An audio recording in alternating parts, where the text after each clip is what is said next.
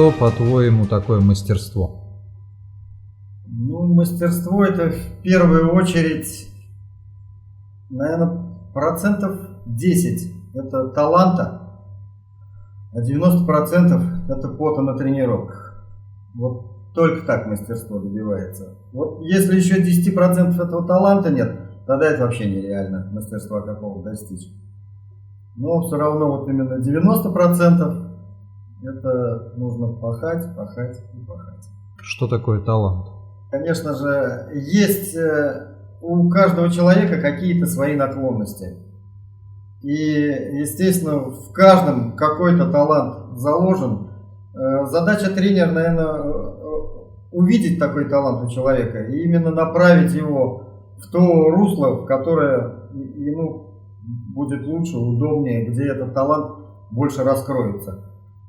Потому что есть люди, которые вот просто берут нож и вот начинают. Им только вот нюансы подсказываешь, и он начал метать.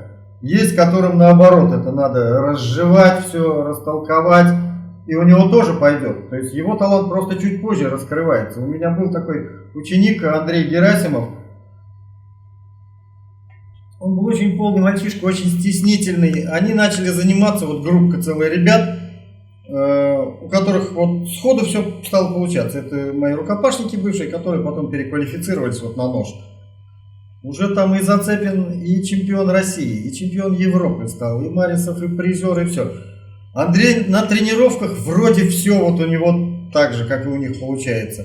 Как соревнование, он пунцовыми пятнами покрывается, он стесняется, у него ничего не получается.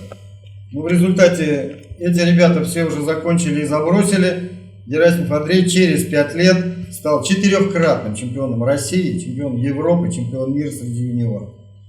То есть вот у него это позже раскрылось, ну вот раскрылось в полном объеме зато.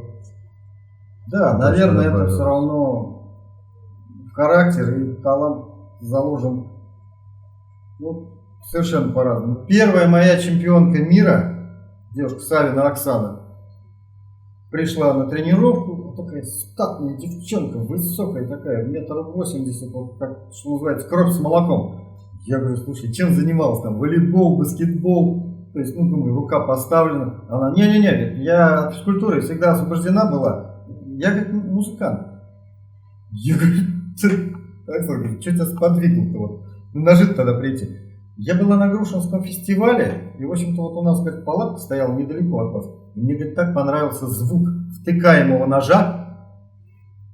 Ну, в результате она через год ножи не роняла вообще, потому что ей очень нравился.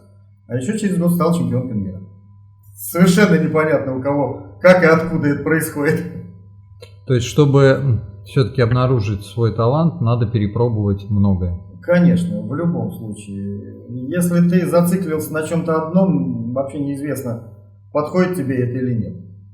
Поэтому, естественно, надо все пробовать. Ну вот еще, наверное, к вопросу о мастерстве можно упомянуть один из экспонатов. Это все тот же Михаил Седышев. В 2010 году мы устраивали кубок на самый дальний результативный бросок. То есть нужно было попасть в мишень, попадаешь, значит уходишь на следующую дистанцию. Но нужно было еще и набирать очки. То есть если у вас дистанция была одна и та же, то выигрывает тот, кто набрал больше очков. И, в общем-то, вот Михаил Седышев как раз воткнул топор с 16 метров. И для того, чтобы набрать очки, он метнул следующий топор. И этот топор пробил рукоятку предыдущего и застрял в ней.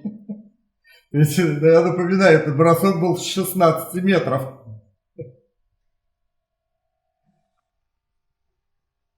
Я, конечно, попросил Мишу, говорю, Миша, не вынимай, оставь для истории вот так.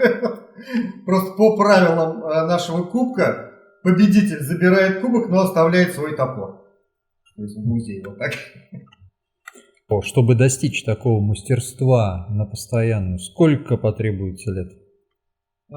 Здесь изначально, я думаю, что прям 2-3 года это минимум нужно, а потом, конечно же, это нужно поддерживать. Метание любое, что топора, что ножа. Метание ножа вообще считалось высшим искусством воина. То есть, но оно почему еще считалось высшим? Потому что оно не может быть, как вот на велосипеде научился один раз, здесь все. Здесь нужно это каждый раз поддерживать. Оттачивать. Оттачивать мастерство, естественно.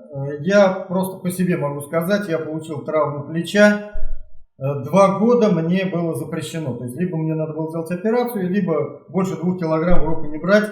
И, естественно, о тренировках забыть. Я тренировался левой, чтобы хоть как-то поддерживаться. Но, в общем-то, вот 2 года эти прошло, я начал тренировки. Я на те же результаты вернулся только через 6 лет. Вот, представляете, да?